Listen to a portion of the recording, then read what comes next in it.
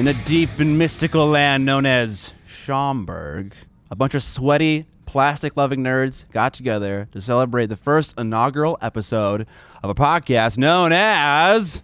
Trapped Under Plastic! Live, baby! Woo! All right, John. Oh, man, are you freaking out? I'm freaking out. No, I'm pumped, and you are freaking the fuck out right now. I am, bro. Okay. You were looking at me earlier, and your eyes were twitching all over the place. John, you have some explaining to do, okay? Why do you? I've had at least 2 people come up to me saying that you look like something is wrong. You need to explain to everyone who Con John is right now. Yeah. And why you are looking the way you're looking. Yeah, so this is Con John. If you ever see me out there at Adepticon and wearing sunglasses, that's official Con John. Typical, he comes out after dark. If you ever see Con John during the day, that means Con John the night before had a rough night. So if you see me during the day and you're like, John, you look like a zombie, and you're like, well, Con John had a good night last night. It's like a, Dr. Jekyll, Mr. Hyde kind of thing. Oh, is that wrong? Is it Dr. Hyde? No. Okay. See, this is classic. I bring up shit that I don't know, and then I ask him, and he doesn't know either. And then everyone's like, God damn it, get it right. That's how it works. Okay, John, what's your favorite piece in the Golden Demon case? My favorite piece in the Golden Demon case. First of all, TUP Live attendees, I need a little hell yeah if you went up and looked at the Golden Demon pieces. All right. Okay. Anybody we can get you to say anything, dude? I know. All right. Anybody in the audience, raise of hands. Does anybody here enter a piece in Golden Demon? Oh, shit. We got some demons in here. Fitzy V, dude. Oh, no.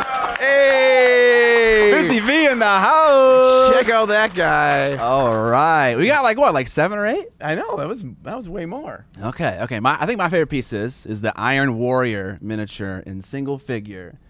It's NMM, but it's not done in your typical shiny NMM. It's in a dark NMM, which to me is like impossible to do. It has beautiful sand reflections on those lower coils. Everything is super crispy. So not only is it a GW like style model, like it's painted super clean, but also it has understanding of light. Me and Vince were talking about that, and it's amazing. It's an amazing model. All right, not now, John. Jesus Christ. Are you still talking? Yeah. Diet Dude, the official sponsor of TUP right here. That's right. Yeah, that's a pretty good model. Yeah. What is going on? Okay. Shh. One of my... Dude, we're getting chairs right now. Hey, Chairs Are Us is here. Everyone give a hell yeah for Chairs Are Us. Hell yeah. All right. Uh-oh, he's leaving. Wait, are you going away, Chairs Are Us? All right, cool. Close that door, dude. That boy. All right. Oh, no. Come on in. This look is at this. scuffed. Yeah. What is happening? This guy brought a beer.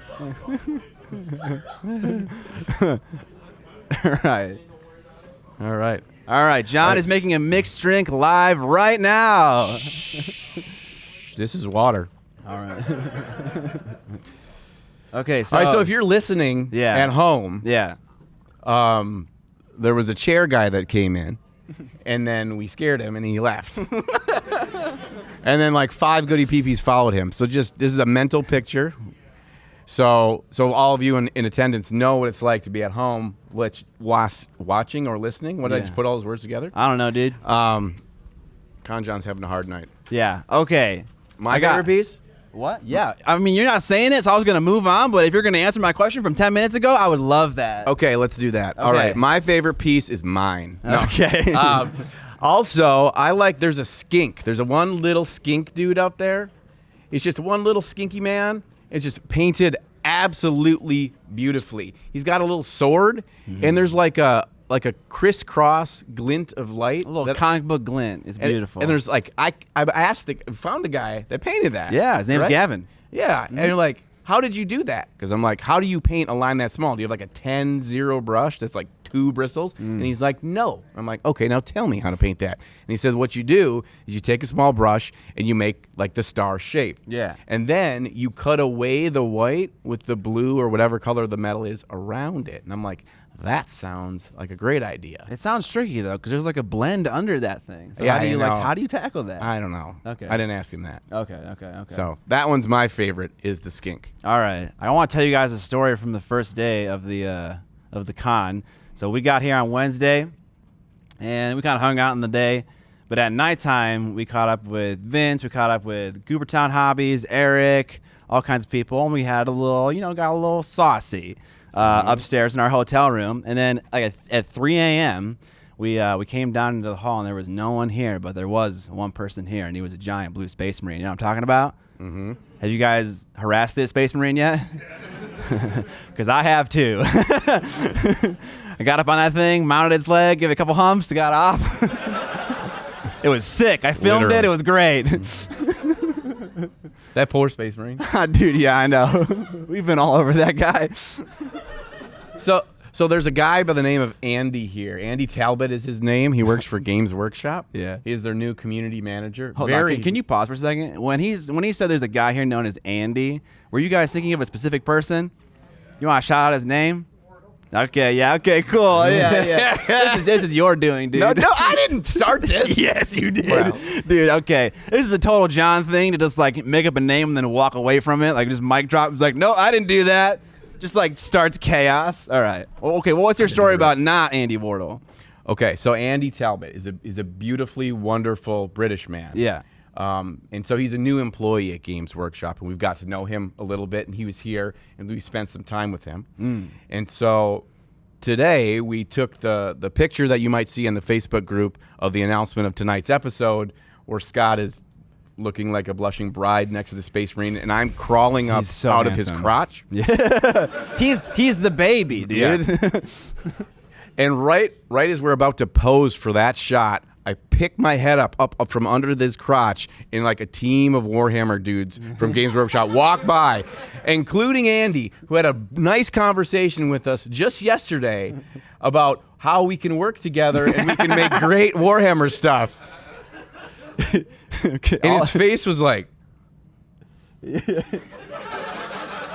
Also, you pulled a knife on him like 2 days ago? I did pull the knife on him, yes. Yeah, you want to tell that story? Okay, so... Okay, let me set this up. Okay, so this was the first night that we got here in the evening up at the Golden Demon Cases, and it was maybe 1 a.m. I don't know. Con John was out, I don't remember. Yeah. And he told me that there was a guy the other night that was there that was really, really drunk, and he was talking to him, and he was very emphatic about Warhammer. And then eventually the guy wanted to fight him. Yeah. Andy Talbot, the GW community manager. Yeah, some guy wanted to fight him. Yeah. So I was like, wow, Andy, your con is off to an excellent start. I don't know how I can top that.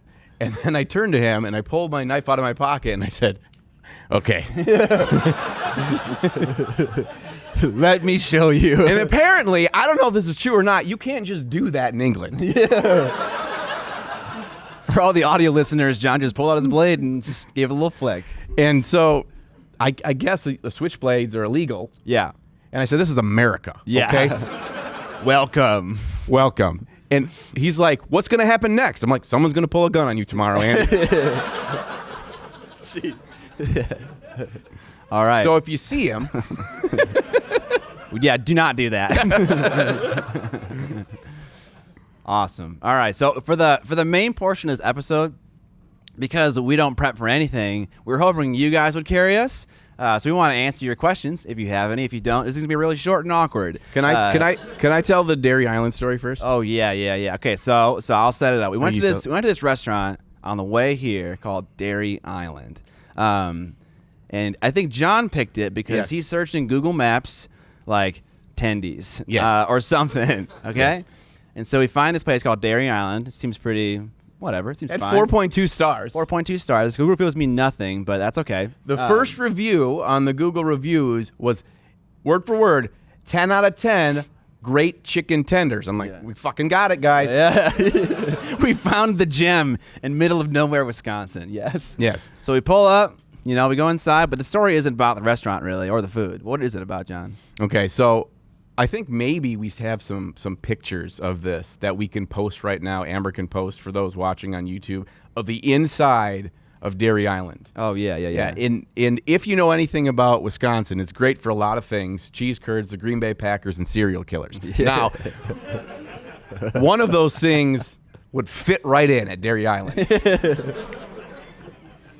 I'll let you decide which. Cheese curds, dude. Oh, Obviously. yeah. We ordered the cheese curds, too, obviously. Yeah. That was 2 out of 10. Yeah. It was bad. So we go in there. It's a tiny hole-in-the-wall dive, like an old root beer stand from like the 60s. So it's barely a shack that keeps out the elements. And the entire floor to ceiling, every wall was handwritten different items that are on their menu. Like they just pulled out a piece of notebook paper and said, I think we need euros now. And they wrote it down. Yeah. $7.75, threw it on the wall. And every decade when the euro price changed, instead of just replacing like the euro thing on the menu, they just make a new sign somewhere else in the restaurant.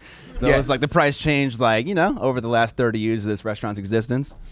So we order our food, and while we're waiting, I'm like, I gotta pee. And I look around, and the place is roughly like the size of a small shed on the inside. I'm like, there's no bathroom here. Nope. I'm like, maybe there's a bathroom on the outside of the building. So I go outside. There is no bathroom. Yeah. So I did what I needed to do, Yeah. and I saw just did. behind the Dairy Island, there's a bright blue shed. Yeah. So I walked behind the shed, and I relieved myself. Halfway through, Fucking no one laughs. halfway through, I look up, which I should have done before I unzipped my pants. No, yeah. Normally you scan first, yeah. I did not scan. Right behind the shed is an entire trailer court.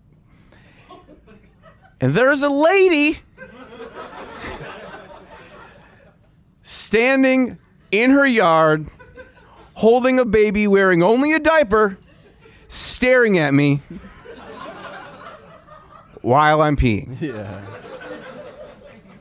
Game over, man. So I did what you do in these situations, Huh? and you pretend you're not peeing, and you're checking the structural integrity of the shed. Yeah, you're like, You look up, you kind of knock on it a little bit, yeah. you quick zip, and you scurry back into Dairy Island. like you were doing nothing. Yeah. Nothing. None the wiser. So if you're on your way home and you go through Mauston, Wisconsin, Wisconsin. go to Dairy Island. Yeah. It will not be a place you visit a second Tell him time. John sent you. Yeah. All right. Yeah. Like I was saying, you guys need to carry us. Okay. So have great questions. No bullshit. Okay. I don't want any joke questions about the name Tickler out of any of you. Okay.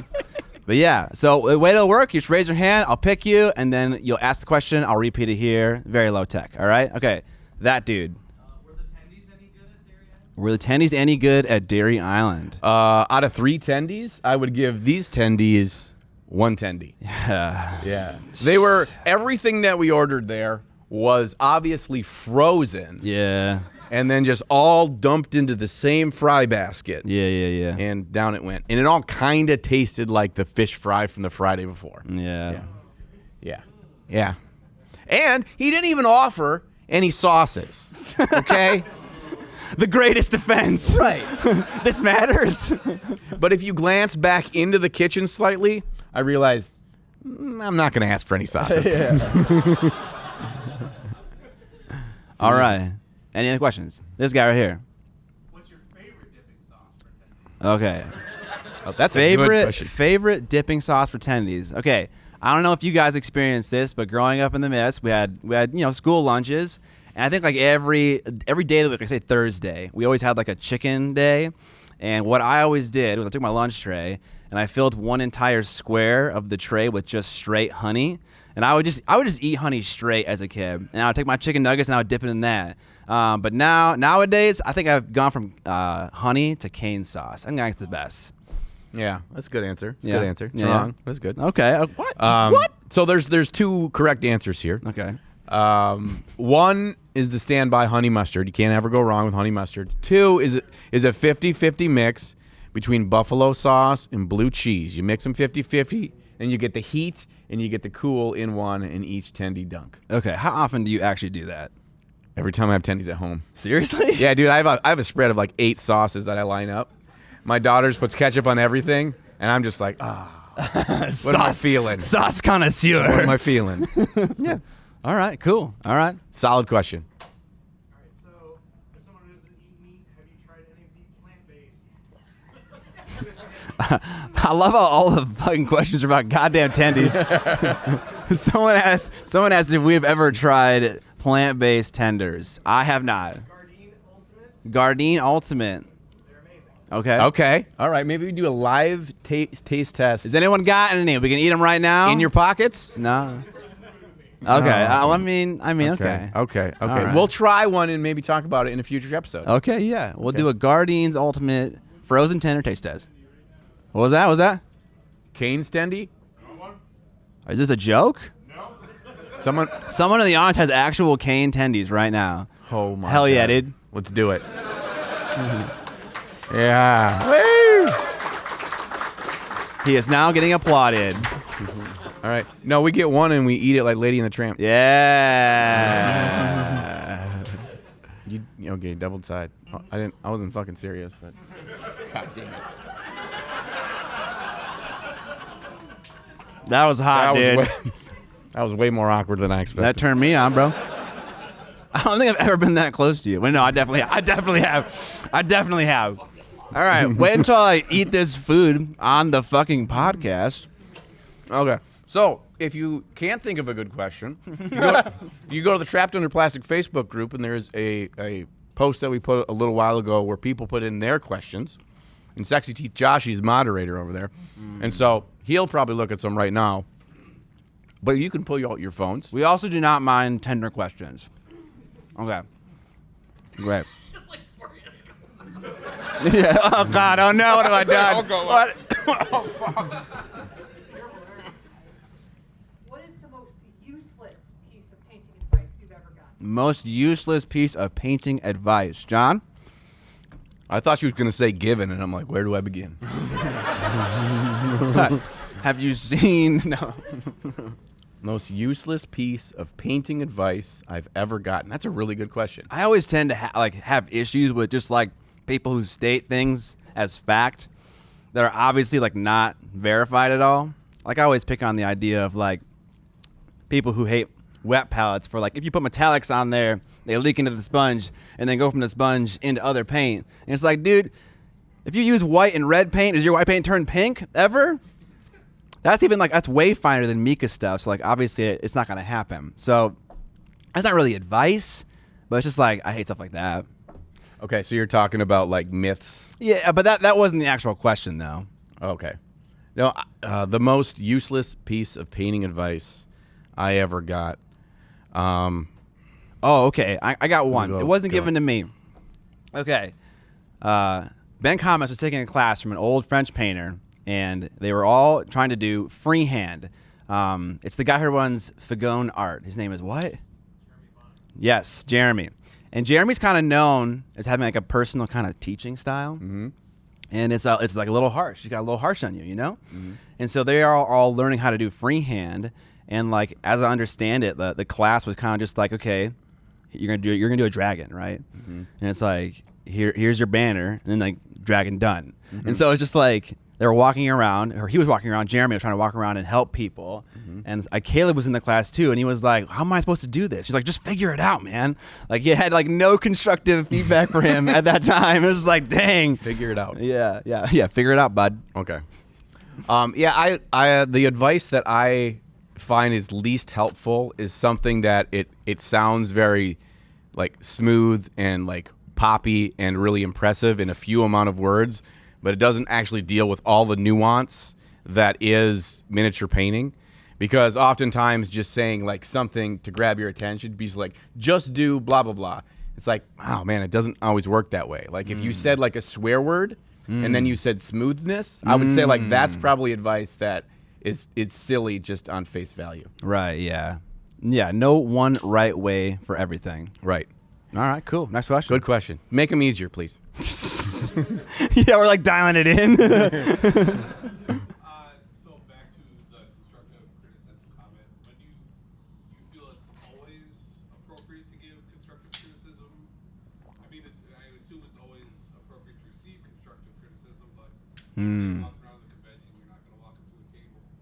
Is there a point in time where it would be appropriate to offer constructive criticism unsolicited, or? Yeah. So this guy is asking if it's ever a good time or a right opportunity to ask if someone wants feedback and stuff like that.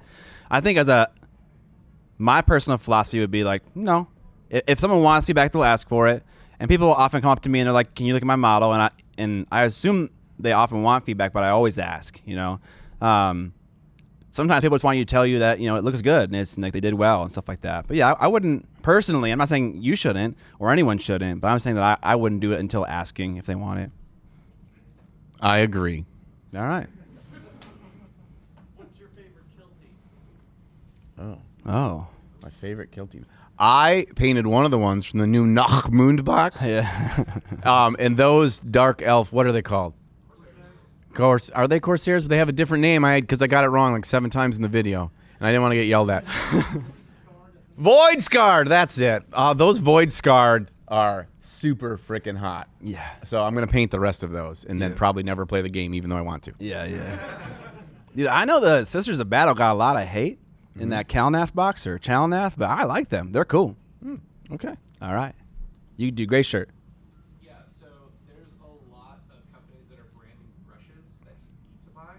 But Yeah. in your experience over time, what are some brushes you would recommend for people who are getting started in the hobby? So there's just this amalgamation of, you should buy this or that. Yeah. So question, what brushes should you start after getting started in the hobby? What kind of brushes? So I guess let's break it down by category. John, would you recommend a beginner to buy a sable brush? Yes. Okay. What size? Fairly big one, like an average of a size 2. Okay. Would you recommend them to buy synthetic brushes? Yes. Okay. What brands would you recommend with sable? With the Sable, the reason why I recommend that I didn't think he was going to answer in that way. Yeah. Why I say yes to Sable is because Say yes to sable. Say yes to Sable. Is that your political campaign? I'm gonna get in trouble. My PETA's gonna be on my ass. So the reason I say yes to Sable is because they act a certain way. How firm or floppy and how your brush control works with a Sable brush is different than it works with a synthetic brush. So it takes time, an amount of hours painting with whatever kind of brush you're going to use to get better at it. So I'd rather you start early with that because there are very few painters that paint at a high level in only synthetics because there's so much stuff that a Sable hairbrush can do really well. And I'd rather you and I'd rather that you spend some time with that and get used to it so your skills will improve along with that style of brush. Which one to use depends on what you're comfortable in spending. You can get a respectable one like a Rosemary & Co. for around $10 and just understand that it's like, look, I'm probably going to do something with this brush that I might ruin it, but probably not. It's not like an airbrush. Just try to keep the paint out of the ferrule and you're fine. Yeah. When I was like really little and I wanted to buy like a super nice skateboard, my mom bought me a Walmart skateboard and she was like, learn 10 tricks on this to prove to me that you're not wasting my time. And I did, and I got a skateboard and then I didn't do it ever again. But so that kind of philosophy is you could start out on a synthetic brush and then when you feel like it's holding you back, then go get a nicer one, right? I feel like a lot of people, and myself included, have gear acquisition syndrome, and they feel like before they even get to the thing, they're like, I'm already being held back, and it's like, dude, you don't even know how to apply a base coat, like take it slow. So I think it's okay to start out with just synthetics in the beginning, and then graduate into a Sable, like a Rosemary & Co., like a Raphael A404, like a Da Vinci Maestro Series 3, something like that. But yeah, that's my opinion. Cool. All right, wait, this guy. You guys buy any cool stuff in the exhibitor hall? Oh, did we buy stuff? Okay, yeah. Oh, dude. sorry. I was Yeah, excited. Did we buy anything cool? I think the coolest thing that I bought was a mini from Journeyman. It's this wonderful like Viking queen on a throne. She looks very badass, and that model is super sick. And I've seen it online. It's sculpted by Charles Aegeus. It's wonderful. So I picked up that. Cool mini. Okay. I bought a lot of stuff. So from Elric's Hobbies, I bought the custom Cursed City. Hey, one thing. Oh, shit. Okay. I got to say one thing. No, you can do Well, whatever my you want. favorite thing, the thing that I'm most excited about buying was from the Games Workshop booth because they have the big art prints and they had one left of the cover of the Soulblight Gravelords one, and it's like the limited run of like there's only 350 made and it's numbered and it's authentic and it's got the dude. certificate in the back. Yeah, so I dude. bought that and it's gonna go on my wall. Did anyone at the GW booth try to pick up that giant Warhammer? Yeah.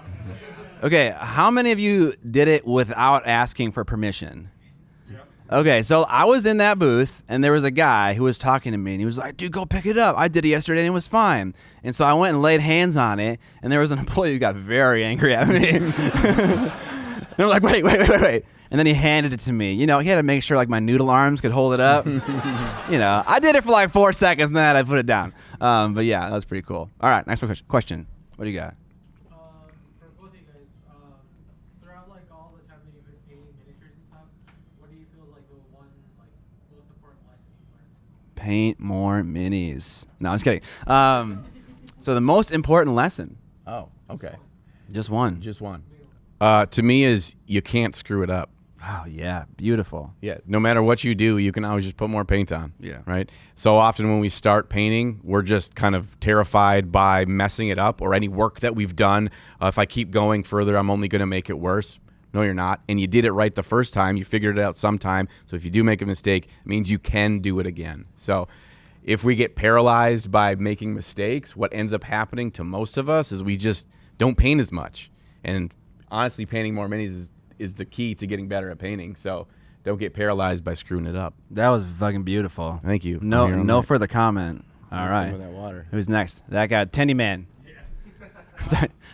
Once you're done painting armies for whatever, Wait, who's painting armies? you guys have a lot of demands on your time.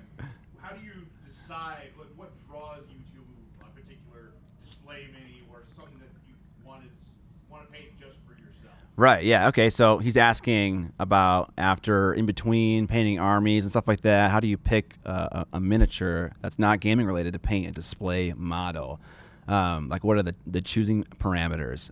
Okay, yeah, I think obviously everyone's interested in certain kinds of subject matters. Like, I like wood elves and vampires, and that helps. It's something you're interested in. But also, I think something that's super cool is if you see a model and you kind of get an idea for its like backstory immediately, that's kind of like a dead giveaway. And so, like, I don't know if you guys seen the diorama by Andy Wardle in The Case, which is like the vampire scene. Like, if you stare down that thing, it's like a movie scene, right? Like, it has just story dripping out of it. And so, like, if I was like Andy and I saw that witch hunter in the store and I just saw that scene right away, I'd be like, that is the model for me to paint. So that is often, my metric. Forgot what the question was, but I think that But I'm going to answer it anyways. I'm gonna go with this. Okay. The problem that I have is that I find something and it gets me super excited, and then I buy it and I put it in the cabinet and I forget about it. And then I'm like, okay, I'm done with this, paint a army in a week video. I'm gonna find something that excites me. Yeah. Instead of going into my cabinet, because I already done this multiple times, I go back online and I search for something else to buy. So to me, it's just I see a model, I like go through a number of sites or just go through my Instagram feed and see what I find that excites me. It doesn't matter what it is. If it's like, oh, that's cool. Then Yeah, I get yeah. it. And then I don't paint it, but I get it. Yeah. If it slightly arouses me, yeah. Yes. Yeah. So hold on, question for you guys. Can I get a show of hands who has like 10 or less models that are unpainted in their collection? Your pile of shame is 10 or less. 10 or less. Oh, yeah, the big Cantor, dude. Woo! Oh, I like how this gentleman right here put his hand up and then his wife immediately pulled his hand down. She was like, are you fucking kidding me, dude? Like, That was like 4 people, right?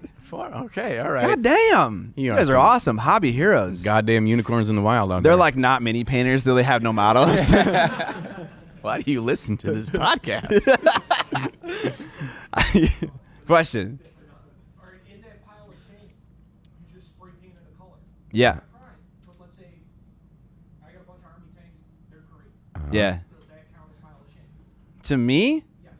so I guess what you're asking is that model painted? Yes. Okay, so this guy asked if you had a line of tanks and you spray painted it green, does that count as it being painted? To me, no. To you, maybe. We can have different definitions of that, right? Well, you say that pile of shame. Yeah. How you choose, Yeah. 90% of it is just green. Yeah. Sure. Talking just Krylon green. Okay. Sure. Over brown. Sure. I would still consider that a pile of shame. Okay. But again, Basement's a pile of shame. yeah. No, well, like to me it is, but painted, like what is painted? That's like we can't really quantify that, right? Like when is something done? So like when I see a model, what I see is like every part of the model is going to be considered almost independently of one another. I'm going to like construct this thing. But what you see is just, you know, a green thing, and it's one element of your army, which is massive, right? And that's totally fine for you to think that that means painted and me think something else, because we have different angles to miniature painting, right? But yeah, to me, no. How about you? I agree with this guy. That counts. I'm gonna Yeah. do that. Sure. Yeah, yeah. Again, yeah, I meant no shame by that, but yeah, it's okay to have different definitions of that. All right, next question. In the spirit of Adepticon being back, what's something you feel like you've learned this year? Yeah. Okay, so he's asking what's something we've learned this year. Is this at the con? Could be at the con. Sure. Could be about painting, could not be about painting, could be about life. Sure. Wow, about life. Oh, man. Okay. Jeez. All right, yeah, so it could be anything. I got mine. Okay, go. Okay, I learned after, I guess, technically 3 years since an Adepticon, we've all gone through this, the winter of our discontent. That is the COVID winter. First of all the people that came up to me, one of the questions I try to continually ask is this your first Adepticon? And for me anyway, the people I talked to, 9 out of 10, this was their first Adepticon. Yeah. Which is freaking awesome. Yeah. Because that tells me that our hobby is growing. Dude, ask them. Yeah. So quickly, a show of hands here. Raise your hand if this is your first Adepticon. Holy shit. Dude. That's amazing. That was like 80% of the room raised their hands. Yeah. So what I learned was that for many of us, especially those that this is our first event, that this is a very solitary, kind of alone, kind of mentally helpful experience of miniature painting in the hobby. But what I was reminded of over the last couple of days is how important it is to spend time with other people that love what you love. And it doesn't have to be all the time. But getting these kinds of moments where you're around people that love what you love and they do the same thing on their own all the time, but seeing like every once in a while coming together, that this community is freaking amazing. So Yeah. Amazing. Great. That was awesome. Yeah. I think something I'm always reminded of whenever I go to a convention is you can make a YouTube video and it might like not do as well as you want it to do. Like say it gets like whatever, 40,000 views in the first like 2 weeks, which like for a channel of a certain size would be like considered a failure, right? I come here and I meet 10 of you people in a day, and each one of you is a unique person with a unique hobby and has such a meaningful opinion of me, right? And then I go back and look at that 40,000 number, and I'm like, there's 40,000 people with a similar situation as that. And they're all human beings, and they're all unique, and they're all special in this world. And it really, really humbles me. You know, it really makes that number a real thing. You know, like where I come from in like Roseville, the population is 50,000. And like, you know, that my videos get the viewership of a small town. It really puts it in perspective of that number and what it means. So yeah, I love it when you guys come up to me, by the way. You should keep doing that. So, on top of that, Yeah. what does it mean to you guys when you see a room of people that are standing room only come see you guys talk in person? Yeah, so someone asked what it means to have a room filled of goody peepees. hey. Coming to see us talk about dumb stuff. It means a lot, man. It means a lot. This is kind of terrifying, you know? But yeah, it means a lot. It's kind of weird. Hold on, let me keep going. It's kind of weird, you know? Because like when you put a video out into the internet, it gets like live judged, like it's worth, you know, the stats go up and down. And this is kind of similar. We put an event out, we kind of put it out there, and like I've been thinking like all week long, like what if 5 people show up? What if 10 people show up? So I'm terrified. But then to see everyone like show up and this room is packed, is amazing. It's amazing. Yeah. How about you? It reinforces my bad decisions I make in life. Basically.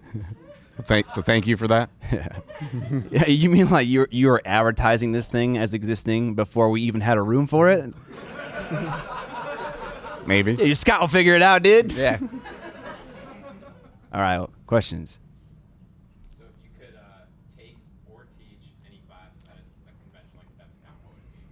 Okay, if you could take or teach any class at Adepticon, what would it be? I think it's easiest to answer this question by just telling you my best class I've ever took. So I think it was maybe like 5 years ago. I took a speed painting class from Rafael Apica. He's used to be a massive voodoo painter along with Roman Lapat on their big vlog. And at the time, I couldn't paint models fast, like at all. And like he showed me an entirely different approach to what miniature painting looks like and what can be considered done. And it rocked my world. And like I've been experimenting with that format he's given me ever since. And so like that was like a truly eye-opening experience, and it was awesome. Yeah. I would say the class. I got this class I wanna teach. You guys wanna teach. I want to do it. Oh my you God. you guys want to hear about it? Yeah. Okay. The name of the the name of the class is Paint Like You're Drunk. And then when you walk in, I give you a Bud Light. And then we sit there and we just forget about all the stupid detail bullshit, and we just have fun together. We paint minis, and we figure out how to make something look awesome in 2 hours. It's just like his class, but it's better. Why are you guys clapping? What the fuck? It sounds like an excuse to not prep literally anything. Yes, exactly. You guys clap for that? All right, question. Wait, I already did you. You. Sorry, Tendy Man. Probably 2 or 3 months ago on the podcast, you guys talked about games that you would like to make, like a single miniature. Yeah. Something. Yeah. Have you guys seen or heard of anything that Yes. inspired thoughts about that, something in the dealer's hall, anything like that? Yeah. So I've been talking with a few people about that kind of game, and I actually found a game that was single miniature, and it's called something like Arena of Shadows. And I think you played with actual, maybe even bigger than 75 mil. I think it was statues or something in between there. But I haven't played it yet, but I want to look into that and see what they did. And then there was a card game, I think called Flesh and Blood, where you play, everything's not cool, where you play as a character and then you assign items and stuff like that with cards and stuff like that. So I want to check out those two things. But yeah, sorry, the question was, have we found anything out about, making a game? Anything inspired that? I think one of the things we've done is we've play tested a couple of games, Yes. which is side story with that. Oh, yeah. Okay. I've been crushing John in demos, y'all. He is mad. Dude. Oh, that wasn't the story you wanted to tell? No. Okay. It was so bad that after the Relic Blade demo, Malev took the dice I was using and he said, "I'm putting these away. I don't want anyone else to use these Yeah. this convention." Everyone's excuse, right? Oh, it was the dice, man. But the real answer is, as we've been playing demos and as I've kind of been going back in my head in games that I've played recently, I've kind of been reevaluating from a rules design perspective and looking at the games that we're playing from that to figure out what things can I steal, because I like to steal things, right? Because if you just try to make your thing the most awesome thing in the world and it's completely only your own ideas, it's not going to be nearly as good as it could be if you beg, borrow, and steal from things that have already shown to be successful. Yeah. So, I've been playing a lot of games recently. Maybe people have been seeing on my Instagram story, all kinds of different ones.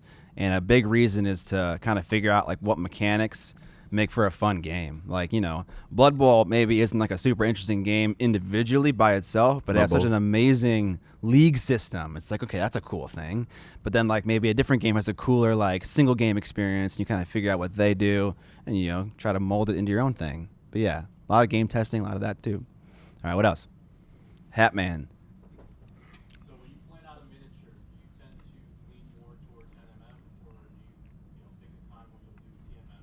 Yeah. So you're asking about TMM versus NMM when we choose to do that. Is it display models, gaming models, or any kind of models? What's your criteria when you look at the model? You say, am I going to hit this with NMM? Sure. Yeah. You want to go? Good question. Yeah, to me, it's the grander stage of what's the project. So if I'm doing an entire army with this, or like I'm going to build a kill team, but like, oh, maybe I'll really like it, and then I'll end up making a whole 40K army. I need to factor that in whatever decision. How big is this thing going to get?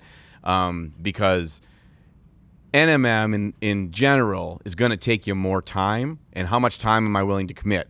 Unless, you watch a recent video that I put out, NMM for Dummies, in which case it can be as fast or faster than TMM. Dude, are you like advertising one of your videos right now? Everybody should watch that video right now. Pull out your phone, seriously. Yeah, so to answer your question, I think I have an easier time personally making something look more impressive with NMM. I know people who are very talented with TMM who can do pretty similar things, but I'm not talented in that way. And so when I'm painting a display model and I want to show off, like, you want to show off your skills, I'll always kind of bend toward NMM. And then when I'm going fast, I'll do TMM. Also, if a model has a lot of really fine detail, but I'm still trying to paint it really well, I might still do TMM because it's really hard to do NMM on like filigree and stuff. So yeah, that's another thing to kind of watch out for. Yep. All right, what else? Yes. Do you guys have any like holy grail one-off or out-of-print models that you'd love to own but just can't get anymore? Okay, holy grail, possibly out-of-print models that you just can't get anymore. I want every Spira Mirabilis bust. And so if you're not familiar with him, what he does, usually 3 or 4 times a year, he comes out with a new bust, and you can pre-order it for 48 hours. If you enter the pre-order, you get one, which is nice. It's not like a FOMO thing, like he only prints 250, and when they're gone, they're gone. So if you pre-order it, you get it. But after that 48 hours, it's gone forever. It will never be made again. So I see a couple of his old ones that I'm like, oh, I wish I was painting in 2017 or whatever. And it was like, then I could have known to buy that. So that's my main ones, yeah. Nice. I think the one that I really want that I missed out on was a Mindwork Games model called Witchhorn. The full figure was, it was awesome. So yeah, I don't have that one. All right, what else? You again. As you've wandered through the halls, or if you have wandered through the halls, where have you guys seen excellent hobby? Excellent hobby. hobby? Where have we seen excellent hobby? Okay, I got one. In the convention. Okay. We had a whole nother crazy story, but we're not going to tell that, of a bad experience at the restaurant upstairs earlier tonight. But we ended up going to Noodles and Company instead so we could make it back here in time for this. So when we're leaving, fuming away from the hostess there's a young kid sitting at like the table outside of like the coffee shop area. He had his earbuds in. He had all his paints out. There was no lighting at all, and he was just painting away. And I was like, holy shit, kid. Nobody with him, just by himself, looked like he was a teenager. I'm like, oh man, I feel like I should paint more now. I did this, I got involved in this little live stream thing, which is like kind of planted like on the other side of this wall. People are coming around and they're painting this model for charity. And so it's like you come around, you pay for an hour, and then a new painter comes and paints for another hour or whatever, however long they want to paint for.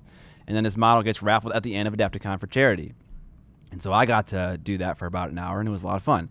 But that is such a cool thing, and the guy running it is so genuine. And I love that people can all contribute to this thing that helps a charity. So I think that's a pretty awesome hobby. Scott just painted the boots. Yeah. No, definitely not. All right. Yeah. So, Scott, you just had a hugely successful Kickstarter. Yeah. Hugely successful. Thank you. What was that experience like for you? Like, step by step? Step by step? You want to be here for like 3 hours, bro? John, do you have Kickstarter ideas that are floating around in your head? Dude, John is an idea man. He generates them like constantly. So yeah, you didn't have to answer that. Yes. Yeah. So I mean, John actually was involved in the process very early on. I mean, him and I had a mutual friend named Ryan O'Brien, which is a great name. Ryan made my logo, by the way. Yeah, Ryan and the Slay the Gray t-shirt. Yeah, Ryan's kind of just like he can do literally anything kind of person. He's a Renaissance man. Yes. Yeah. And so him and Ryan O'Brien got together for my birthday. Mm-hmm. And they made the very first CAD model of the brush box, which was like a black rectangle thing with my logo in it, and it had like a orange foam in it. But from there till now was a 2-year process. And it was filled with trying different resin casters so that looked good, trying to find manufacturers who can do foam fabrication and metal fabrication in one, trying to find things out about that, find things about like fulfillment, like internationally and in North America. And then it all kind of culminated at launching the campaign. And like I was talking earlier about how as YouTubers, we're familiar with the idea of putting a thing out and having it be judged live. That's the same thing with Kickstarter, but like times 1,000, right? Because it's not views, it's like actual money, right? So it's like people are gonna say whether they think your idea is worth it or not right there, and it was super scary. And I don't know if you guys know this, but for the first 2 hours of the campaign, the video that I had made that I worked super hard on, like wasn't working, and I was like freaking out because I was kind of like thinking like this video is super important, I need it to be successful. But that didn't end up being true. But I was raging. It was bad. But yeah, it was a long process. All right, what else? Yes. Yeah, more on the Kickstarter, like developing. Sorry, John. No, it's okay. I'll drink. How does it affect how you ended up painting it and interacting with that? Yeah. Oh yeah. So yeah, I think what's really nice about developing a model and then painting it is that you are kind of already aware of all of its like details before it even gets to you. And sometimes you like the painting process is a little bit about like discovery. You'll be painting a model and discovering these things while painting it, and it kind of infects what you think the end outcome is going to look like. But with this design already done, I mean, I know about the full landscape of this model, so I don't need there's no surprises. What was that? There's no surprises. And also, like you're already thinking of like how to paint them out beforehand.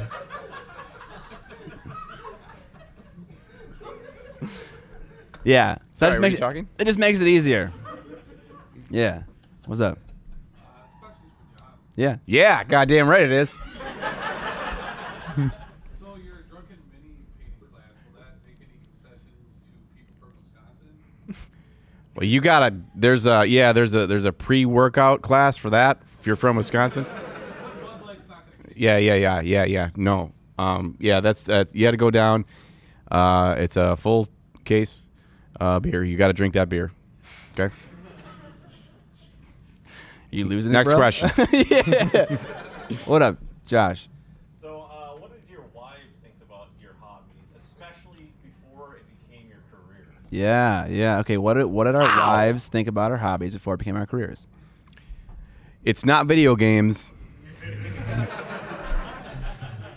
Yeah, dude. For some reason, our wives hate video games. Just fucking hate them. Yeah. Hate them. I don't know why. I don't. Yeah. Yeah. No. It was for me. It was very early on. I made the dumb mistake of taking on a commission of painting what ended up being about like $600 worth of 40K terrain, and don't do that, okay, please. But she's like, "You're getting paid money for this, and you're not playing video games." She's like, "Can I buy shoes?" Yeah. And I'm like, "Yes, you can buy shoes if I can paint my little plastic soldiers." So. Yeah. I met Amber in high school, and when I met her then, it was already like super clear that I was like an Omega geek. So like when she figured out that I painted miniatures, it's like, okay, that's par for the course. Like whatever, dude. Yeah. So yeah, indifference is my answer. All right, next question. Who, or more specifically, what is going to win the Slayer Sword? Oh. Ooh. Okay. Okay. Who Do we know think- are the top three all decided? So I'll say that I have looked at the case yesterday at midnight. So if anything got put in today, I haven't seen it. Okay. So the question is who do we think's gonna win Slayer Sword? If I had money that I could bet on this, which would be pretty sweet if we could, I would bet on Ben Comet's duel. Okay. So I had a little interview session with the heavy metal guys today, and they kind of reshaped what I think about what's going to win. And they had like a kind of a mental rubric. And one thing that I didn't really think about was so important was if a piece celebrates Warhammer, like the culture of it, that is like a really important thing. So like one guy mentioned if someone painted a ultramarine and they painted it yellow and they painted it really well. Really yellow. So well. Crispiest edge highlights. He said that would never win because it doesn't like respect the material. And so I didn't really think about that. And that kind of threw my whole thing out of whack. But if I had to guess, I would say there's this unit of vampires done by a guy named something McLeod. Robin McLeod. And it is beautiful. It is wonderful. And I love it. It's vampires. It's painted so well. I think it's going to win. God, that was long-winded. Sorry. I know how to expand questions. All right. Yeah. So everybody knows that we're all on our own hobby journey, but how do you kill the goblin in your brain who's jealous of other people's paint jobs? All right. How not to be jealous of people. Piano wire. Murder. Yeah. Yeah, dude. You guys seen Daryl yet? He's here somewhere. We don't need Daryl. We got Conjon, dude. No, dude.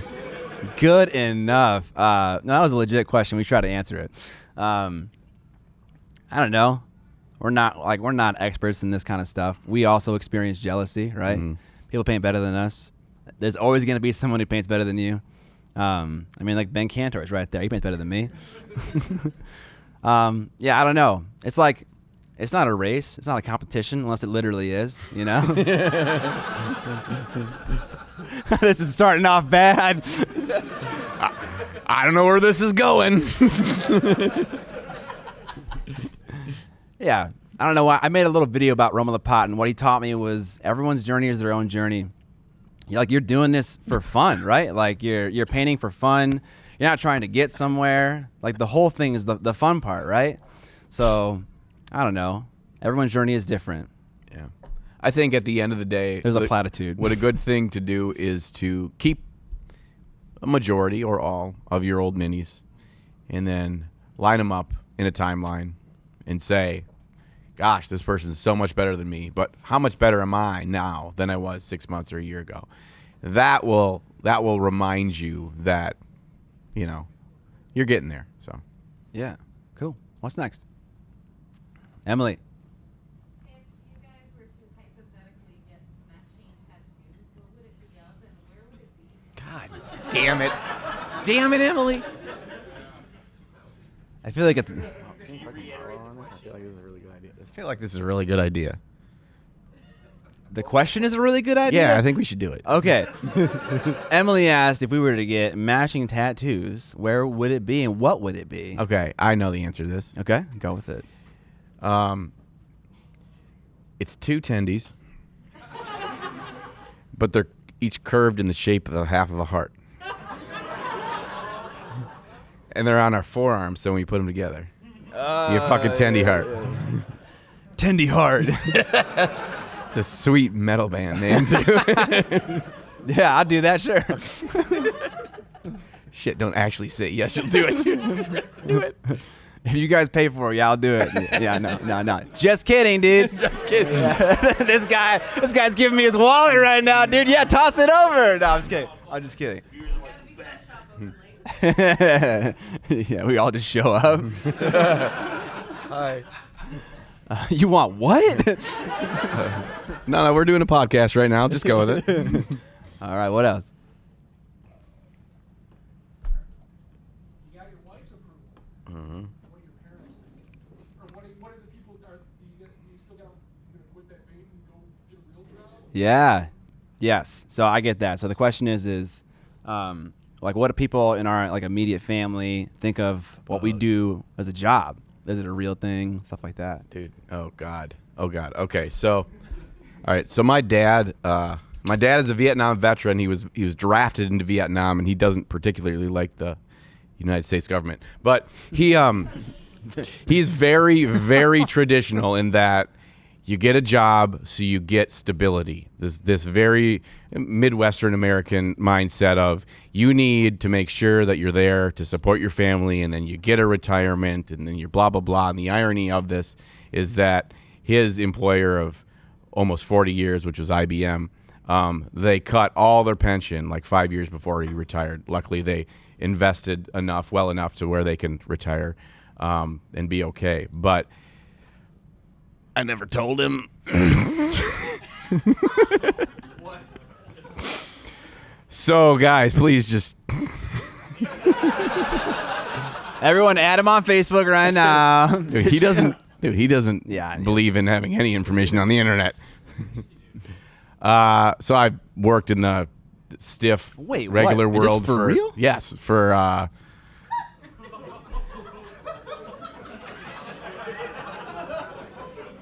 like 20 years. So he just thinks I still do that. But the cool thing is with COVID, I went to full-time work from home. So he's just like, I guess he just still works in the basement. I mean, you do. I mean, yeah, technically I haven't lied to him because I never told him I quit my job. And he never asked, so. I think the closest thing like I ever get to like a negative experience with that kind of question is like maybe an in-laws talking to me about like a home renovation and stuff like that, and it's like, oh, you can do it because you're home all day, right? And it's like, no, I can't. I'm like working 12 hours a day. So, but yeah, so that's not like terrible. That's the worst thing. My parents are mostly just like curious, or like anyone is just like curious. Like, how do you make money? That's the biggest question they always ask. But yeah, no one's ever like, get a real job, which is I'm thankful for. Yeah. Now you can pull up the Kickstarter and be like this. Yeah. Legitimacy. Yeah. Question for John. Okay, all What right. does your daughter think about your job? Oh, she loves it. She loves it because my daughter, her main source of entertainment is YouTube. And it's the most mind-numbing bullshit that she watches. She has never played Minecraft a minute in her life, and she watches Minecraft videos all day, every day. And I'm like, damn it, I need more people like that with mini painting. It's like, but she loves it. I got the silver plaque, the 100,000 subscriber silver plaque. Woo! And she was, oh, thank you. Got it. And so it came in the mail, and she knew what it was before I even was there. I'm like, how do you even know what this is? She's like, oh, I see them opened all the time. I'm like, oh, okay. I gotta know this Ouch. and she's like, so when are you going to get the gold one, which is the 1 million subscribers? And I'm like, Yeah, John, when? yeah, but you'll be moved out of this house, and I'll be dead, so it's fine. But she loves it. She might be into video in the future because I think there is an opportunity about teaching our kids to paint miniatures and all the value that it has. So yeah, she Very loves it. wholesome. Very Yeah. wholesome. You got a question? Okay. Yeah, so there's a lot of techniques available to painters. Yeah. What would you say like your top 3 are that you should master to be, stronger as a painter of your hobby trade? Okay, I'm gonna fire back at you, and I'm saying that's the wrong question. Okay. Yeah. Ooh. Yeah. Ooh. So there is a prevailing thing that I see in people that like ask questions about like thinking of technique as like a tool that like has to be used in a specific setting, almost like hammering a nail into a piece of wood. But like when I paint, there's just hybrids of everything happening constantly, right? Like I never just explicitly wet blend in a certain way that I can demonstrate in a video, right? It's like different every single time. Like sometimes it's thin paint, thicker paint, big area, small area. So it's just like, I don't think that thinking about technique is like, okay, as like a stepping stone to like getting better is the right mentality. But like, I think the better mentality is, I don't know, but that's not it. No. Try again. Okay, I got a different answer. Yeah, Okay. this is good. So I think that it's kind of like a big bag, right? So everyone needs a big sack, and in the sack you put all the different techniques. But usually what we think of is that like I need to get each one in the sack to max level. When in actuality, just go with the sack reference for a while with me, okay? John, I'm talking about dude. a bag, okay? I don't know what you guys are talking about. So what I think And what I found that works for me anyway is that I spend time learning and kind of just understanding what each of the different techniques are. And then I recognize that they exist. And then instead of focusing on doing this there, and then this there, and this, and then this there, I'm aware of them. And then I just focus on how is my brush control going. I think brush control, if there's one thing that isn't talked about enough and is the most valuable thing, is being able to have the brush do what you want it to do, where you want it to do it. And if I understand what all the techniques are, I don't need to be a master in them, but if I can just control my brush, being aware of all the other techniques, I'll get to where I want to go. And the more times I paint minis, each of those other techniques will naturally just kind of flow into what Scott was talking about, of it becoming a subconscious process. Or I'm not actively thinking about wet blending, I'm not actively thinking about glazing, I'm just painting my mini and reacting to what I'm looking at. Thanks for the save, bro. No, but if I can be like honest to you for a second, like I thought that same thing, and I like learned techniques in an explicit way, like when I was learning. So like, who am I to say that's the wrong thing to do? So like, if you want to like learn wet blending specifically, you should like use it explicitly, like on one model, and just do that. That'll help you learn it. But like, yeah, which ones are the best? I don't know if there's an answer to that question. All right. I want to grab some that I've been getting. How about you? John, have you painted with your daughter? Yes. Do you have video and pictures of it? I have a lot of pictures of it, but I have not recorded our painting yet because I want it. This is more of a technical aspect side of how can I capture the interaction, capture what she's doing, and capture me trying to show her. I need more cameras, okay? Yeah, you just need 80 cameras. I need more cameras.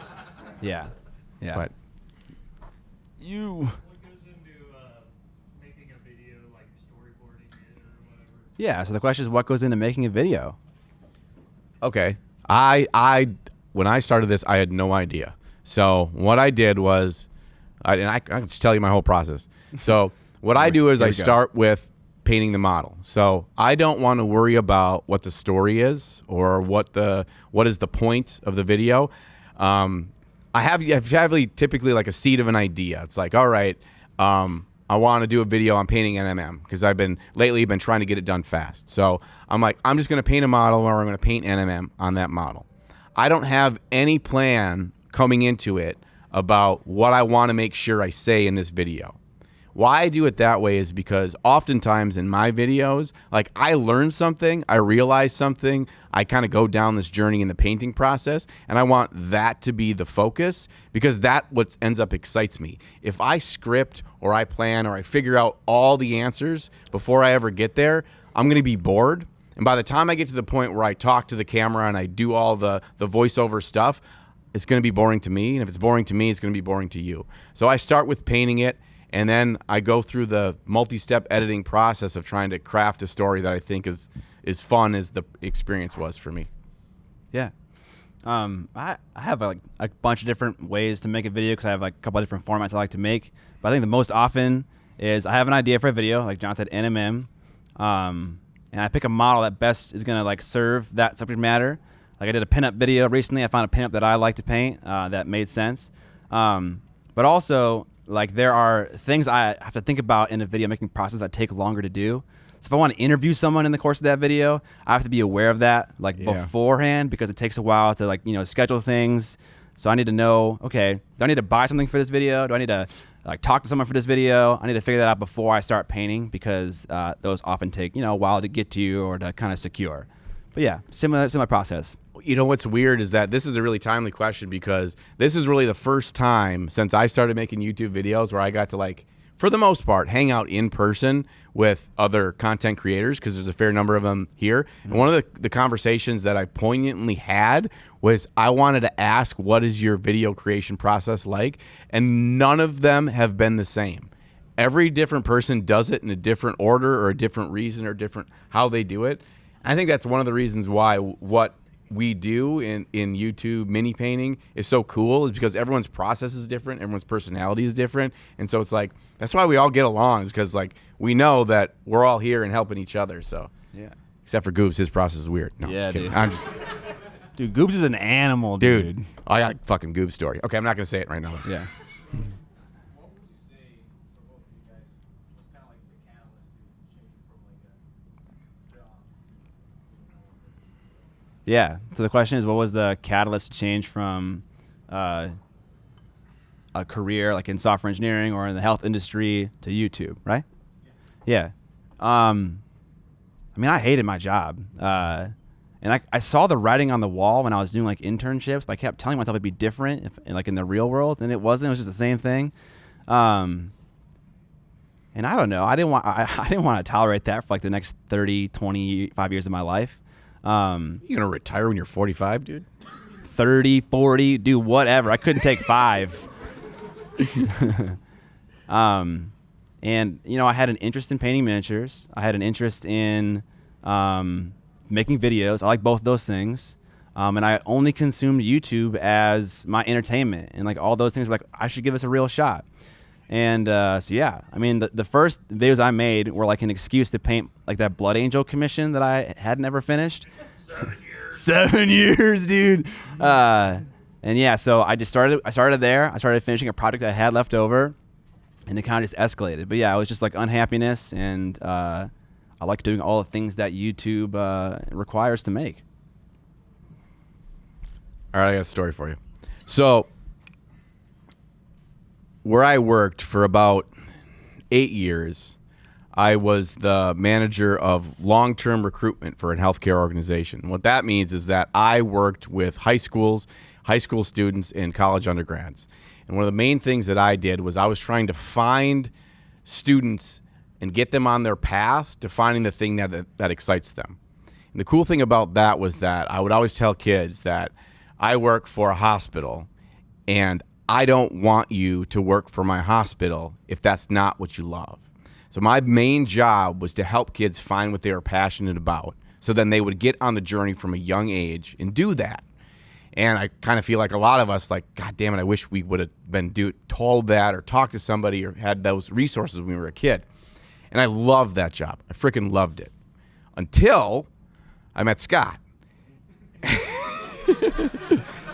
And then I realized... Dude, I do not know why I said I'd hang out with him. Yeah.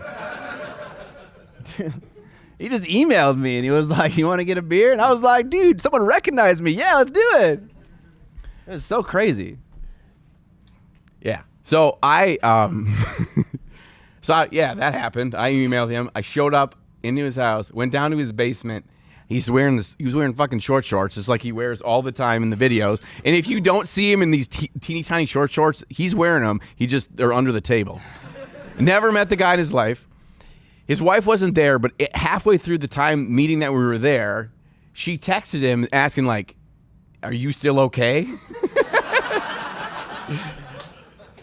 And I realized that there was an example of somebody that was doing something that was just like pure passion-based, pure art-based, and just loving it. And I was newly into this hobby, and I was just like, I was balls deep, 100% ball sack into miniature painting. And I was like, what the fuck? Like, I've been telling kids to find the thing that you love to do and just make it happen, but I didn't do it myself. So I'm like, at one point, I realized, this is like after the pandemic hit, and I was on furlough. So our company basically is like, you're on furlough, which is a nice way of saying like you're laid off temporarily, ? And I'm like, nothing, going back to my dad, nothing is given. You are not guaranteed anything. This company that I work for, that gives me health insurance, that's going to give me a pension and going to help me retire, they just fucking kicked me to the curb. So why am I doing that when I could do something that I actually love and then take my future into my own hands? Thanks, God. If this fails, it's all your fault. Dude, John was made for being a YouTuber, man. So yeah, it was super easy. Sexy Teeth Joshy. Yeah, Josh, what up? Internet. Oh yeah, great idea. Yeah. Okay. Call on me, man. Yeah, dude. All right. Call on. Okay, paraphrasing. Okay. Full-time college student, 2 jobs, finding less and less time for the hobby. Yeah. What kind of advice do you have for somebody that can't really spend the time on their Yeah. Yeah, so if you have limited time, what's the best way to spend your time in the hobby? Watching YouTube videos, baby. Securing my own future. No. I mean, I think the answer is kind of obvious. It's just painting, right? Like if you can even paint for 30 minutes a day, 30 minutes every other day, 30 minutes every 3 days, 30 minutes once a week, just do it, you know? Well, I think the question at its base is not unlike the same question most of us deal with when we're talking about our own health. We talk about, I don't have time to work out. I'm always busy. I don't have time to cook healthy meals at home. I don't have time to paint miniatures. We do have time. We've prioritized other things. That doesn't mean that we're wrong or we're terrible people or whatever. That just means that's the way our priorities have aligned. Mm-hmm. I can tell you, if you make it a priority and you make a schedule in your life, and even if that schedule needs to change and fluctuate based on other factors in your life, if you schedule it and you make it a priority, you could find the time. Even if that 30 minutes is Sunday morning from 10 to 10:30, that is what I can commit to today. And if you make it a routine, humans are weird. If you get in a routine, it becomes something that's natural and you continue it. If you rely on the whim to get something done, if you're anything like me, it just doesn't get done. Yeah. So scheduling is important. Yeah. I think we got about like 20 minutes left. I think for the last 20 minutes, let's get Ben Cantor up here as a little bit of a guest spot. And you want to answer some questions with us, Ben? Yeah. Hey! I dig it. All right, we're getting Ben up here. Yeah, dude, you're the meat, dude. Little tendy sandwich up here, dude. All right, what question do you guys have for possibly Ben or possibly all three of us? I've got a dumb one. Yeah. I'm a paleontologist grad student, and I noticed your shirt, Mr. Cantor. Yeah. What's your favorite dinosaur? What is Cantor's favorite dinosaur? I mean, like anybody who grew up in the 90s, it's obviously the Velociraptor. Which I think, haven't we established that's not a real dinosaur? Trapped under plastic, we busted that myth. Actually, as the paleontologist, was I wrong? I mean, so it is a dinosaur. Yeah, it's a dinosaur, but it's little. Yes. Yes! You were right. Utah raptor is bigger. So you were right. Dude, what the whole Never thing que- happened in this podcast that I was unaware of? Yeah, we talked about We had a velociraptors. dinosaur bit? We talked about velociraptors, dude. All right, dude. So I'm just curious. So what are the people at home can just see us, right? They can't see like Tendy Nation over here. Right. Okay, Wait, there's, like, no, this is not being live streamed. it's not being live. No, we don't got that kind of technology. Definitely. Okay. No. Yeah, you could do some. Get him. All right, what else? Yes. So you guys have had a sort of unconventional career path. Yeah. And we're talking about how you got into it. Yep. How do you guys see yourselves 5, 10 years in the future for keeping going with this kind of career? Yeah. Really fucking stressful question, dude. Yeah. What's your 5-year plan? Yeah, so the question was, we have weird careers. What does the 5-year plan look like? I really want to get into like selling physical product, like selling miniatures. I love that. I love all these companies here that are selling super cool display miniatures, really cool, fun, unique games. I want to be involved in that. I love this hobby, like from like the top to the bottom, and like making games for it, making awesome models for it. I want to do all that. So I think getting into more of like a product thing is my interest, while also doing videos on YouTube. Ben, you paint models, and you're also a real boy. It's true. How do you see that changing in 5 years? You know what? I'm going to continue to both paint models and be a real boy. Well, unlike these guys, I don't actually do this. You guys may or may not know, I actually do not do this professionally. This is just very much a hardcore hobby for me. This is not my career. So my whole thing is I'm trying to make sure that my career gives me enough space in order to continue to do this. Like, I think it's important to me to not get squeezed out, basically, because like I'm sure I'm like a lot of you people who probably you have a day job you have to go to and you have to be there at a certain time, because you have to get up super early and like squeeze in your 2 hours of painting for you to work, or maybe you come home after work and you're super tired and you have to squeeze in your 2 hours of painting. And I can tell you that it is extremely depressing when your work demands more out of you and you start to feel squeezed. And I personally get super resentful when I'm like, they're squeezing me too much. They're taking my painting. Like, you know, I don't care how much you want to pay me in overtime. Like, you start taking away my painting time, I get so pissed. So I'm starting to rage now. Can you guys fuck? Oh, Get fired up, dude. get fired up. So- we can feel it, Ben. So 5-year objective is just, God, get them off my fucking dick. Like, you know? Just secure more pain time. Boundaries. I haven't thought about that question until this very moment. So I'm excited for this answer. the honest answer is I just want to get good at this first. Hey, that's Yeah. respectable. Yeah.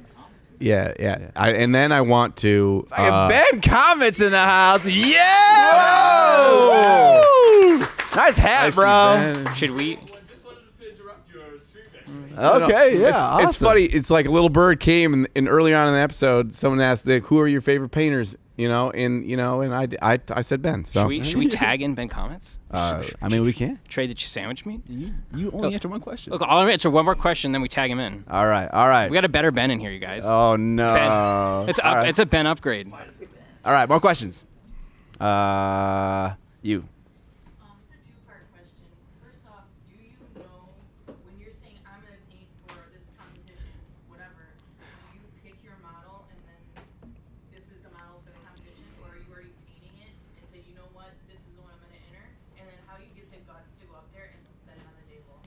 Well, like, I'm an egomaniac, so I think everything I do is the best. So that is not hard. No, I think it needs to be a model that you know you can paint for a super long time and like not like hate toward the end. You know, so people get caught up in trying to like game the system. It's okay. A very simple example. This is GD. I got to paint a Space Marine to win. But like, what if you hate painting Space Marines? You're never gonna make it through that entire process painting something you hate, right? So it's got to be something that's gonna fuel your creativity like all the way to the end, because otherwise, you're gonna start to trail off toward that end. Yeah. I think Ben's a great person to answer this question because I feel like Ben thinks about this a lot. I do. I think so. I think ultimately depends on. Thank you, John. That's what I'm here for. It depends on what competition you're entering and why you're entering it. Like, if you just like painting miniatures and you might want to put them in a competition, you should just paint whatever miniature you want, right? But if you're trying to win the competition, I think you need to look at what is the competition asking from you. I think a competition like Golden Demon is asking something very different from you than Crystal Brush asked from you, and that's asking something very different than Gen Con.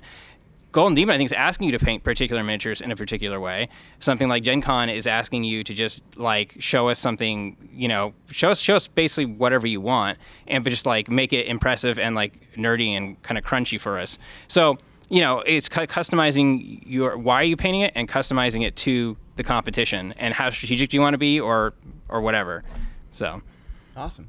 Yeah. I have nothing to add. All right. I just look at Ben comments pieces in there, and then I'm like, why the fuck did I enter?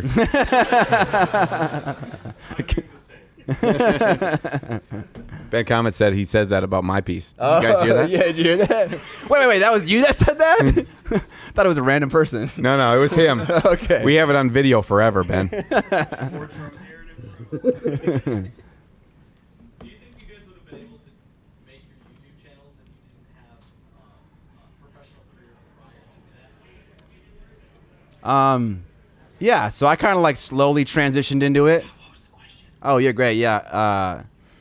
Wow. What was the question? YouTube career. Transitioning. Jake, you just totally like sniper rifled my train of thought. Like, boom! I'm here for it. Ben, can you ask the question? What is it? It was about. Now I forgot, dude. Unbelievable. This guy. It's all his fault. Could you, third time's a charm. Okay. Could you have become a YouTuber if you didn't have a professional career to first transition into it?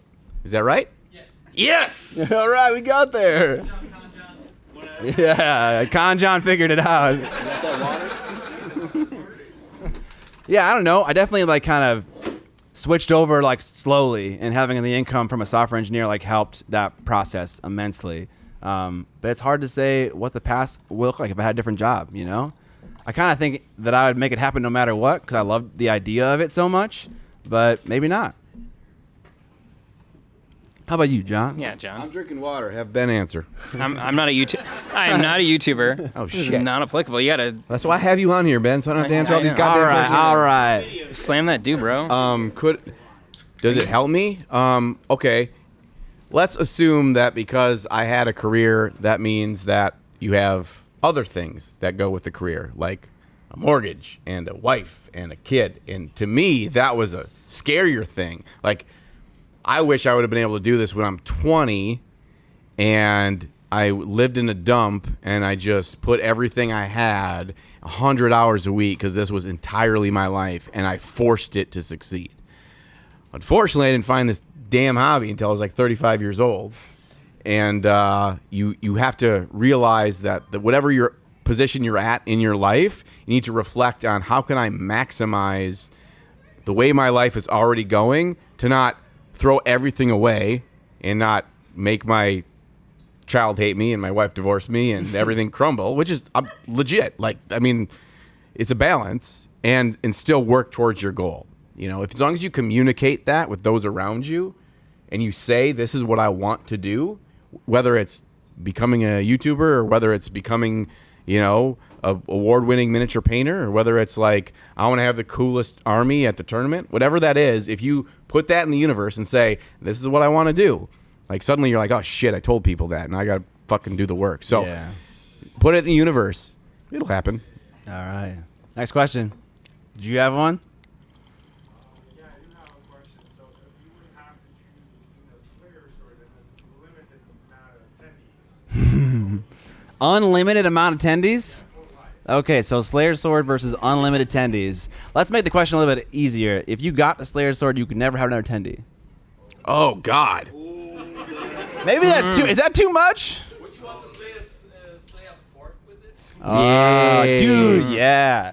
Oh, so you get to dual wield. Is that what we're saying? Okay. All right, so yeah, do you want unlimited attendees or a Slayer Sword? I feel like I'd want a Slayer Sword. Yeah, that's not even that's not even close. yeah. Like, I can buy tendies. I mean, could you buy Ben? You want to sell one, Ben? Hey, you want to sell one? Ben? Yeah, you can buy those. China-made. Yes. Yes. Okay, then I'll take the tendies. I mean, yeah. This is America. Like tendies are cheap. Tendies are widely distributed. Like, you know, let's everybody wants a Slayer sword. Let's not pretend like anybody would take the tendies. Right. Yeah. All right, what else? So, question for all three of you. What was like your most favorite model that you've ever painted, and what made you love it so much? I want Ben to answer this question first. Oh my God. Wow. I think here's okay. Let me give you the. Sound like a hippie, but like honestly, my favorite model is always the one that I am working on, and my least favorite one is always the one that I just finished. So if you ask me, I hate all my previous models, and I like the one I'm working on until I finish it, and then I realize it's never going to be what I wanted it to be, and then I hate it. So it's you could say it's a love-hate relationship. Jesus. That's depressing as hell, Ben. Yeah. It's also a pretty good answer, honestly, because I feel like we kind of all, at some point or another, we feel that. Whether it's in the middle of the process where you have the ass phase of the model and you're like, oh, that's right, I suck. Or it's done and you're like, oh, gosh. But you have this feeling of hope. The old hope springs eternal at some point early on in the painting process where you're like, this could be something. Like, I love this model. I'm going to do better. This is going to be better than my last one. And just ride that. Remember that feeling, because eventually you're going to feel this sucks. Or you're going to finish it and you're like, it's not as good as I wanted it to be. And we all feel that. So, okay, Ben, you're right. Yeah, thank you. I mean, I have an answer that's not super depressing. I made a model for like a video game that meant a lot to me. It was called Fade, and I painted it really well. And I think it wasn't so much that the paint job was good or bad or anything, but that model had so much like meaning to it. It represented something so positive in my life that I just always look at it, and it always makes me happy. It like represented friendship and like the video game that I loved, played for 10 years. So yeah, that kind of mini. All right, what else? What is a recent major disappointment you've had in your miniature painting career? And to bounce back, what did you do? Okay, so what was a recent major disappointment, and how did you bounce back from it? Okay. You want to start Okay, again? I got one. Okay, go. I thought my miniature for Golden Demon, I was like pretty proud of it. And then I got here and I saw everyone else's model. Yeah. And I was like, oh shit, I guess, well, after not having like in-person competitions for a number of years, you kind of get this disproportionate understanding of how good people really are. Because you see their pictures on Instagram, you're like, God, that's really freaking cool. And you see it in person, like, oh, fuck, it's cooler. God damn it. Damn it. So my thought is like, I need to remind myself that like, before I go, I'm going to stand really close to Ben. And I'm going to be like, just give me a little bit of your soul. And then we're fine. We're fine. I'll get it next year, guys. Don't worry. That's how you're bouncing back? Yeah, that's how I'm bouncing back. Soul sucking. Look out, Ben. John and I are really vibing today. Yeah. Because I feel exact same way, man. Okay. We're just vibing. But I'll add that I had the exact same thing. Like coming in with my models to Golden Demon, feeling pretty good about them, and now feeling like I'm not gonna say zero chances, but chances are low single digits if I were to quantify them that these are actually like potential winners. But I've already bounced back because now I'm just thinking about 2023. I'm already pumped up for 2023. I've just moved on. I've accepted it, and now we're just thinking 2023. And we're gonna learn a lot this year about There's some big questions that are being asked about what this year, I think specifically because it's such a circus up there about what could potentially be successful. So I think those answers are going to be really exciting for me, at least.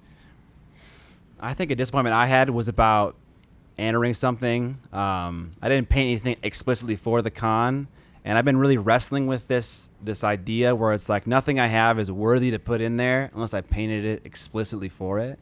And I've gotten people's opinions that are on both sides of the fence of that. It's like, you should or you shouldn't do that.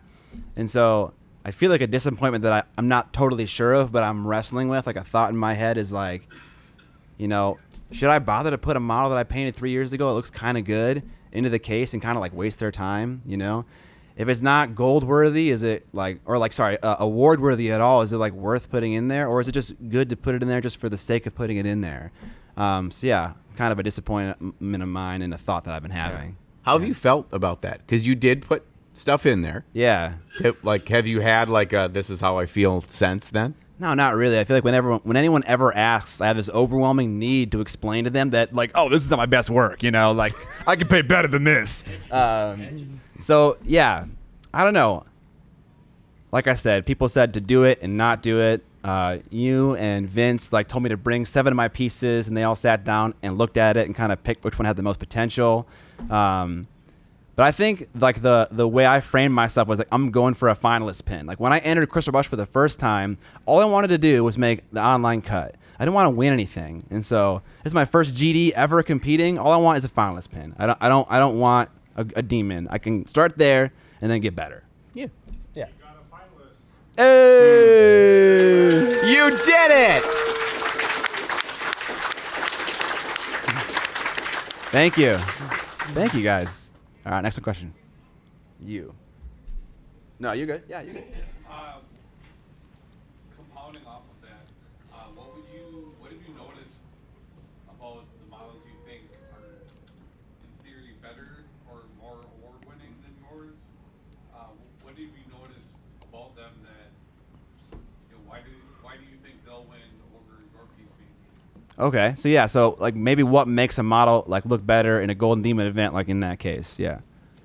Well, number one is hours, right? Like if you have more hours to put in, you will make a better looking piece. It's pretty simple, but it's also not because we all have the rest of our lives to deal with. And how many pieces are we going to enter in there? How do I get that math equation in my head about how many hours am I going to put into each of those? And then it's like, how much blood, sweat, and tears am I willing to sacrifice? Because the first 80% of painting something for competition is mostly, I want to say, the easy part. The last 20% is where you separate the men from the boys or the women from the girls. And that is, how much are you willing to sacrifice to do things that you're going to hate to do to make sure it's perfect? And it's really how much you're willing to put in. So, and then also be really talented, but whatever. Dude, I like it. I like the start of that like answer. Ben's in the back like shaking his head no. John's like, oh shit, maybe I course correct here. Left. Yeah, I gotta pee. I'll be right back. Okay. Me too, but you better hurry. Okay, Ben, you want to hold it down? Yeah. Ben, you want to come up here and hold it down? Okay, get up here. Get up here.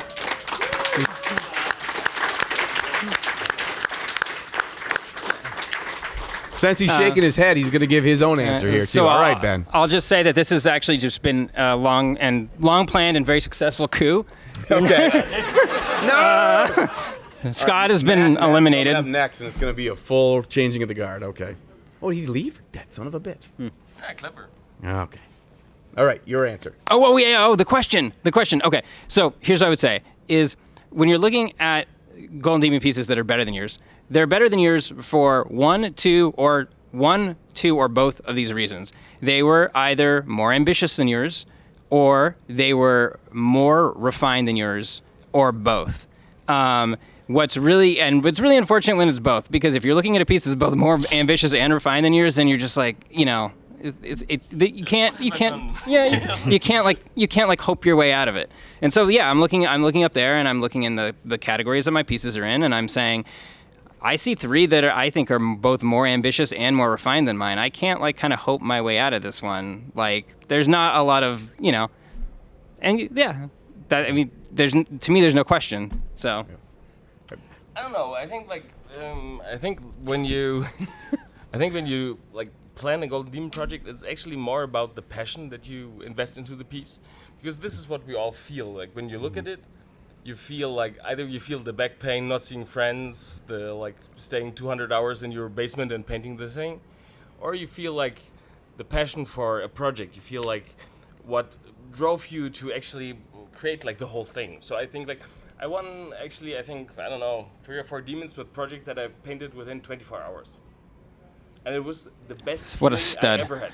What a stud. No, but really, it's like that. We had an internal competition of creating a piece, building it in 24 hours, and painting it in 24 hours. So it's 48 hours of total madness. But you create something that is a statement, and you don't feel bad if you're not winning. And not winning does not mean losing, because look at the competition upstairs. We have 500 to 1,000 pieces that we see there, and let's say 30 are going to win a trophy with it. It's 3 trophies per category. That means we have 36 trophies. But that does not mean that 960 people who showed up here are losers. And I think that's the biggest problem. You go there and you think I didn't win a trophy, I lost. But it's not true. It's absolutely not true. You should always prove only that you compete against yourself. If you show up one year and you present something and it's not as good, next year you will come back and you will be better. You will look at your stuff and you will think whoa, that's better actually than last year. And that's how it should be. You should enjoy the piece yourself, because you're not painting for anyone else than yourself. So I think it's really all about the passion that you invest into the piece. And you really have to love it yourself, because in the end, the judges will look at it and they all have different opinions. It's about technical judgment. And in the end, we're at a competition where there are only the 3 pieces that get a medal. And in the end, the sad thing about that system is that you actually are looking for mistakes. You have let's say you only have 5 brilliant pieces in one category. And you have to decide, who am I giving the gold? And in the end, it's did I glue the figure right on the base? Is there a bit of glue visible? Are there spider webs or dust on the figure? It's those stupid things that will cost you a medal, but it's actually not about if you're a good painter or not. So you should really be just happy with your own piece. It's actually a very simple thing. Awesome. We got time for 2 more questions. So who got it? Something you. What advice would you give to someone who's been painting for a while? They've watched all the great YouTube videos, they've taken classes, they've done all these things, but they hit this wall, but they're trying to take it to the next level. What advice would you give to somebody who wants to just keep getting better but doesn't really know how to? Right. You got to keep challenging yourself. And I think the Golden Demon and really any competition is a great place for that. Because you're trying to push yourself to the next level, trying to do things in a better way every single time. So constantly challenging yourself. So you might have all this knowledge you acquired from videos, from blog posts, all those things, but really applying them and applying them better and better and better, mini after mini, is how you do it.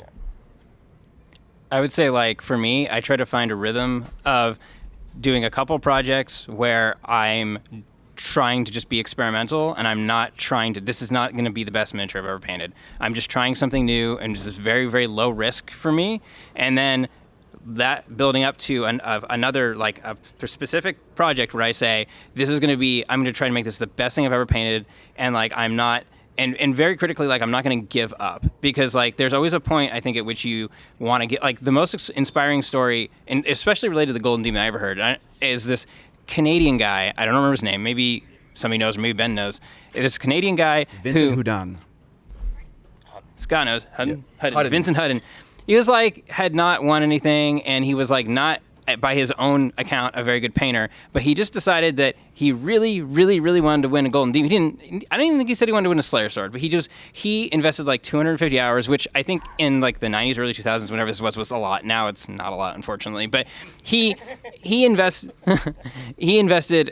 an insane amount of time into this thing, and he just didn't, he kind of, because he basically said, I'm just going to keep reworking these areas until they look good. And it just meant repainting the same thing over and over. And that sounds extremely tedious, but I was so inspired by that story that that's what I did early on when I started painting. And I was relatively successful for me, because now I look back on that when I started painting, and in competitions, those miniatures were really successful. And I think back, and I actually had no idea what I was doing as far as technique.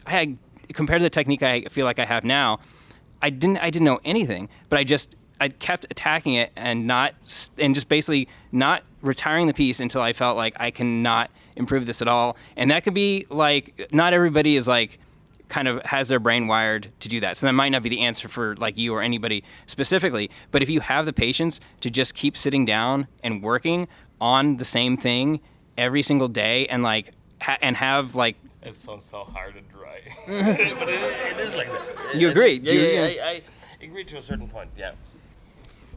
I think like there is a lot of hard work involved. Like really, like I think sometimes if you want to push yourself over a certain like edge, it's very important to keep on working. Like keep on practicing every day, because it's like it's more the muscle memory than like the more you think about what you have to do or what you're doing, the more tedious it becomes and the more exhausting it becomes. So like really like being in a good flow of work can really also help you to like reach the next level. But I think one of the biggest problems actually that most of us have a lot of topics that they fear, like let's say you don't like non-metal or you don't like skin, and you're avoiding certain topics because you're just not feeling comfortable with them. So it's actually very important to actively fight those topics, to become completely free in the choice of topic and miniature. And once you're free, you're able to tell your own stories. And miniature painting is about storytelling. It's about like convincing someone else about a believable situation, about a believable model, about a believable scene that you capture. It's like a portrait painter, you know, you capture one moment, and you have to have something to tell. If it's an empty thing, there is nobody that will listen to your story. So you got to work on like the idea of what you want to transport. Okay. The last question is going to come from this guy, but as a reminder, me and John are going to be out there hanging out. So if you have like questions, you want to chat with us, we'll be there. What's up? Also, before we're done and anyone gets up, Scott and I are going to come to the middle, and we're going to get some pictures of all of us sitting together. Yes, pictures. Because otherwise, we're going to have to do it up there. We're going to have to coordinate all y'all. I don't want to do that. No. All right, Jake, come and just say it in the mic, okay? So, I'm Jake the intern. Hi, how are you? Hi, Jake. So I have both a question. It's also kind of a hypothetical. This is for... Dude, swallow this thing, bro. Swallow it. Okay, bud. Get in there. Get in it, dude. It's for our guests, our hosts, people here, and people at home listening.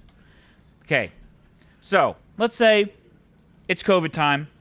You haven't played a game with your friend. You're in this super niche game. Nobody else plays. But you know a friend that plays it, say, 8 hours away. So it's a bit of a hike. So you get on the road. You're on the road.